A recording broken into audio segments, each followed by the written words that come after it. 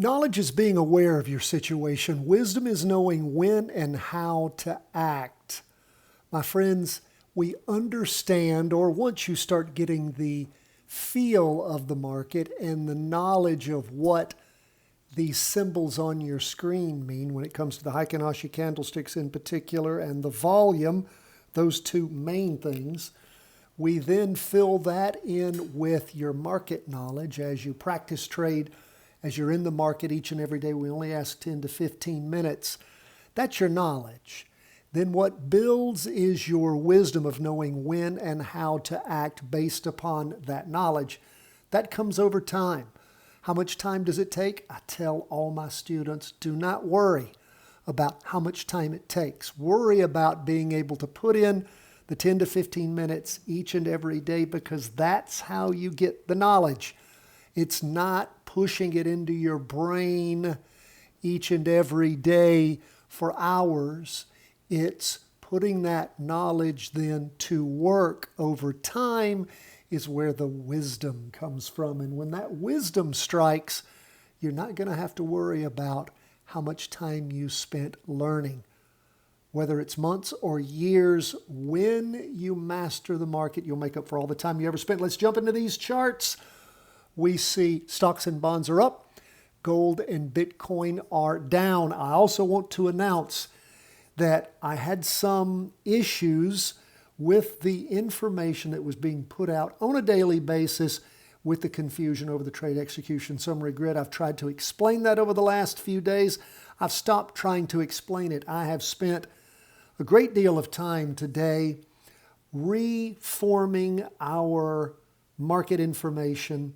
I've performed multiple recalibrations of the market information, stripping some things out, stripping some things down, focusing like a laser beam on the price direction prediction, the expected price move in dollars, the backtest accuracy results, and that should be very helpful, the key patterns and time frame notes. I want you to have those things. I'm actually going to share Monday's trade execution summary grid with everyone. It will be in the show notes today. If you're not a subscriber, you need to become one at chartingwealth.com. But I'm even going to post it all there too. It's going to be the trade execution summary grid for you. That's what I'm posting. As far as that analysis overview and all, that'll be strictly for the Patreon members. But all of it should be helpful. And I appreciate your patience and understanding there, because it is difficult to wrap all this information up, particularly with the interesting moves in the market lately, with this breaking that we have seen of the up move. Now, let's jump into the charts and talk about what we see. Today is an up move. You see in the morning lots of ranging, but we didn't have a lot of volume in the morning or afternoon. And in the afternoon, a green up candle, we see a pullback there we see a wick in the afternoon. Overall, up for the day, 1%. We ended up with lots of volume on the 2-day chart that ended today. It's the Thursday, Friday in a doji. We have a down red candle for the week with a long wick on the bottom, which shows the bulls are fighting, trying to push it up. This red volume doesn't mean negative volume, doesn't mean selling volume. It simply means that this candle opened this week lower than the prior close. That's all red volume means. Green means the new candle opened higher than the prior close. That's all that means. So keep that in mind always when you read the volume metric on our charts. Now, as we look at where things are, we ended the week, of course, a down week. We had the trend line break from the up move. We had 2 dojis before that, and then a down week. We have done okay this week. You can see how the market has trundled down. We had some real ranging on Thursday morning, down in the afternoon, and then up on Friday. We're continuing to watch these markets As you look at the trade execution summary grid, you can see that our directional probability is down at 72%. We expect a down move of somewhere around $7.50 with a backtest accuracy of 67%. We like it up around 80. We'll talk about those figures as we move along. Now, again, we are not a stock calling service. We're an education firm. We produce all this material for education purposes. You see our disclaimers there. I've been very careful over the years not to give market advice. You don't pay me for that. I don't offer that. We ask you to practice trade with us, learn by doing. And of course, when you get good at your practice trade, your paper trade, you switch over to what? Switch over to fractional trading. We're using a small dollar amount, say $100, easy to keep up with the percentage gain you have. And of course, once you get good with that, then and only then do you make up your own mind using your own knowledge, your own wisdom, your own decisions to then start trading real money. But again, we're in the education business. Now, that's where we are as we end the week. We have a downward probability prediction. Things have rolled over. But as I've told you over and over again, there are forces out there that want to keep this inflated market going, and they're going to try to do that. So be on the lookout. Now, of course, I told you last week I was entering into a down trade on the NASDAQ 100 because of the red spinning top after the interim high, well, the high that we saw with average volume. And of course, we had average volume with that red spinning top, which is a telltale sign we've used over and over, showing us that we have topped and are moving down. And of course, we had a nice red down candle. We did have a spring up today. You can't really see it on the Heikin-Ashi candlesticks, but we were up 0.75%, similar to the S&P, but a little bit different. We have a doji there at the end of the day. We had very high volume in the morning ranging down, average volume in the afternoon with that doji. We ended up with a spinning top under the weekly trend line with no penetration of that weekly trend line by the top wick on the 2-day chart. Lots of volume on the 2-day chart for many days. We dipped under it only slightly back on the Monday, Tuesday, the 10th and 11th of November. Look at all the volume for this week with that down move. So again, we are at a 78% downward directional probability on the NASDAQ with a 70% backtest accuracy. That's okay.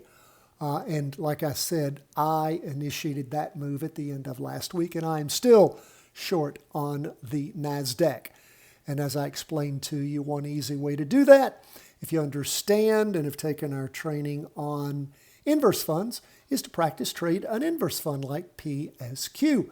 And you can see that it has been moving up as its underlying equity, which is, of course, it tracks inversely QQQ, the NASDAQ 100. Again, there's other short charts. That's just one that I use and have used for years. Not recommending anything market-wise. We're an education firm. Of course, I always give those warnings. Now, let's look at where we are on 20-year U.S. government bonds. They're ticking up today. They ticked up yesterday, up 0.30%. We see, actually, as we look at our directional probability, it's at 68% up. That's more than a coin toss, but not a whole lot more. It's not anything I want to bank on, particularly when I don't have anything strong making me go in that direction. You can see how we've been bottoming out at about the same level, going all the way back to the 5th of November, okay? So again, we just sort of been hanging around. Maybe it's getting ready to blast off. We have some idea that it might be, looking at what TLT is telling us on our directional probability.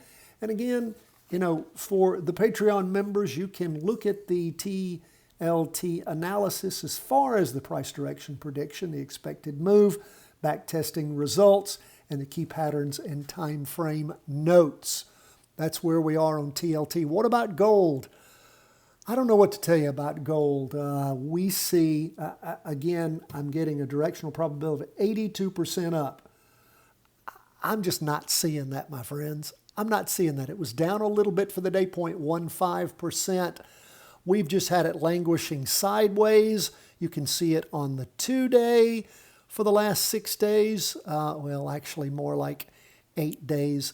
You can see where things really bobbed down strong on Friday, the 14th of November, and just sort of sliding sideways since then. So I'm not seeing any huge boost. That's coming from, if you just run numbers, all that big surge up that we saw for all those weeks in gold. We did have an up week last week. And when I say last week, not at the end of this week, and some of you be listening to this on Sunday and Monday.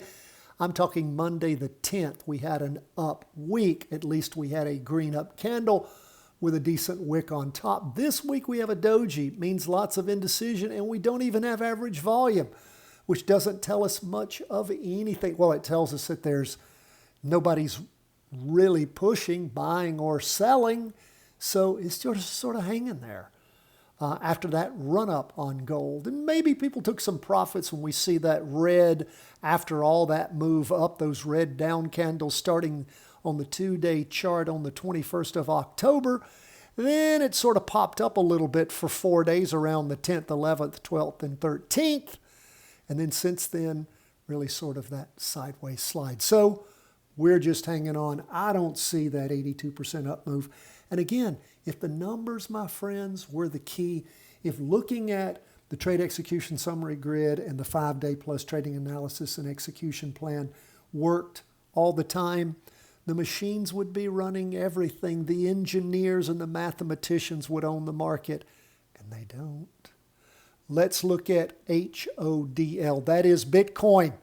I've told you we've been short Bitcoin for quite a while, and it seems like day after day it's just plummeting down. Oh, it'll slow down for a minute, maybe pop up a little bit, 1% or so, but you've seen 2-3 percentage plus days down. This is a 2.05. We are still quite negative Bitcoin. And consequently, the trade execution summary grid shows you Bitcoin down 82% directional probability, 64% backtest accuracy. So again, you might say, well, what does that mean? Well, I've told you before, I like and have successfully traded in the past BITI. And of course, BITI is again a single short of Bitcoin. It's been going up. Let's go ahead and fix the trend line. This is how easy it is to draw trend lines. Boom! There you go. Going into our 3rd week of continuing up movement in both price and volume. As Bitcoin crashes, BITI goes up. Folks, that's where we are. Man, I always love to hear from you. If you have questions, problems, concerns, please let me know. We're here to help. We sure appreciate you. If you appreciate what we do and you want to support our work and underwrite the cost of putting this on, that is the cost of the website, the emailing service, the texting service, all the stuff we have, you can become a member at Patreon. And of course, each and every day we send out to you the trade execution summary grid, the 5-day plus trading analysis and execution plan, and once a week, the weekly vertical crossovers that we sent out yesterday. God bless. All the best from the whole team at Charting Wealth.